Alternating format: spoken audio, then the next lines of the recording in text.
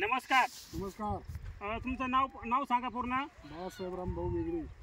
तुम्ही तुमच्या या कांद्याच्या प्लॉटला आपले केरन टेक्नॉलॉजी ओनेटोन टेक्नॉलॉजी वापरून काय बदल तुम्हाला लक्षात आला? त्याचा बदल असा झाला की शेतीला जरा भुसभुशी झाली.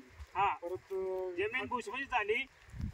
साईज बद्दल काय सांगू शकता? साईज मध्ये चांगला फरक झाला. परत खत कमी लागले. थोडं जवळ या. आता जर आपण पाहिलं तुमची आता कांदा काढणी चालू आहे. साईज जर पाहिजे तर सर्व साईज एकसारखी आहे. कलर कसा काय आहे? कलर एक नंबर आहे आणि विक्री पण मार्केटला एक नंबरच होती. हा, आता इकडे बघा तुम्ही कांदा काढणी चालू आहे.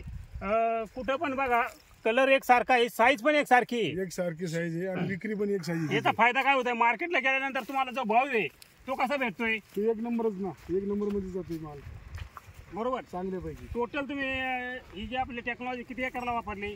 ती आता जवळजवळ 6-7 एकरला वापरली. 6-7 एकरला वापरलेला आहे.